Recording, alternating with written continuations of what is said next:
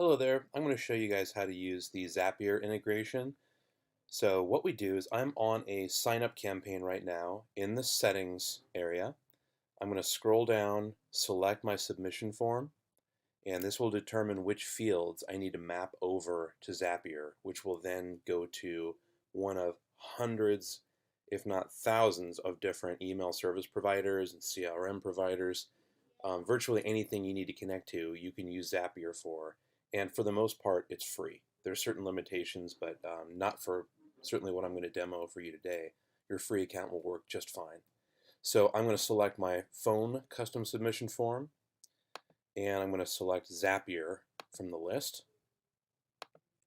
And for the webhook URL, we're going to need to do something over at Zapier. So let's jump over, log into our Zapier account, and click Make a Zap. Now, you'll need to search for webhook, and you'll find it right here, Webhooks by Zapier. We are going to use a catch hook.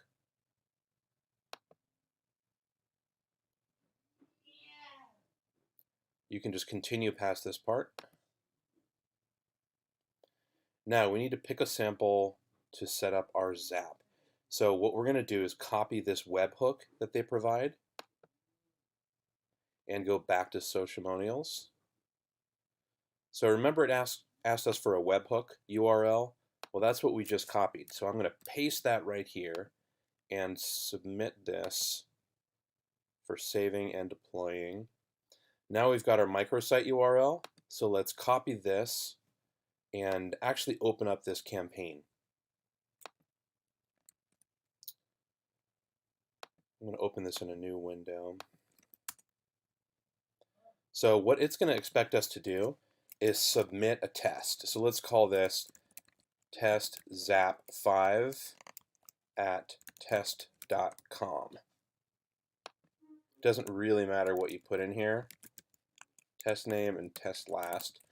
It's just going to use this data to set up our Zap so we can make sure the fields get mapped properly. And I'll submit. Great. Now that this has been submitted from our test campaign, I'm going to go back to Zapier and say, okay, I did this. There it is. When you see this, you know you're in good shape. It received our submission.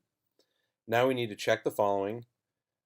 We need to add the action step on the left side. So we're already done with the first part, which is mapping the fields to Zapier. Now we need to tell Zapier what to do with this information.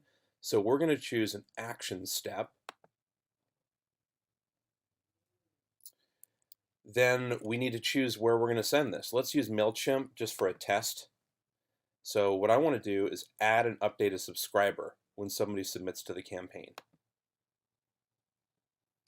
Scroll down and save and continue. Okay, this is my Socialmonials MailChimp account that I've already authenticated. Save and continue. All right, first thing you'll want to do is pick a list. So it's reaching inside my MailChimp account, and I'm going to select my test list.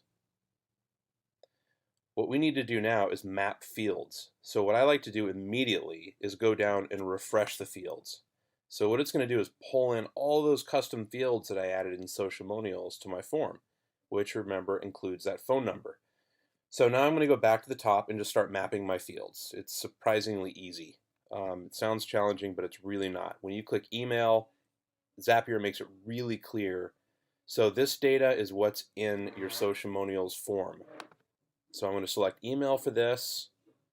I don't care about mapping these fields. So what I'm going to do is under first name,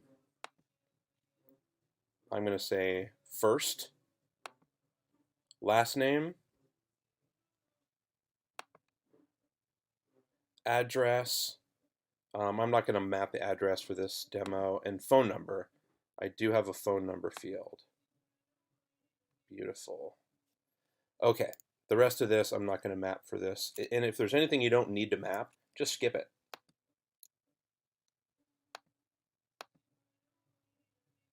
Okay, now that we've mapped that, let's take a look. Looks good. I'm going to send my test to MailChimp, and let's go see if it worked. Okay, now that you've sent the test, I'm going to jump over to my MailChimp account, and let's check out my list. And the hardest part here is just navigating the MailChimp interface, because they make it really hard to see the newest one. So I'm going to sort this and find my latest one, which is today, right now. Let's see what we've got here. Oh, whoops, I'm sorry. I chose my social monials list. I wanted to get my test list. Now, I'm going to repeat that exercise. Beautiful. Okay. So test name and test last looks good. My email address, remember testzap5, that looks good. So once that looks good, go back here and let's finish. You did it. Now just name it, and you'll always be able to use this Zap for that form. I'm going to turn my Zap on, and let's view how it looks on our dashboard.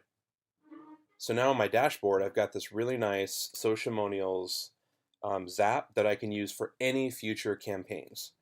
The only time you'd want to create a new Zap is when you're using a different campaign. So basically over in the settings, you can use this same webhook every time you use a form that includes those fields. If you create a custom form for a new client, for example, on a new campaign, and they want to add questions about, is it okay if we send you material B? Is it okay if we send you email notification C?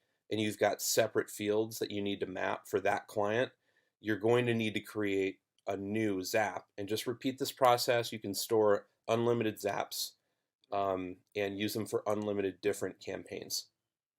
That's it. Thank you.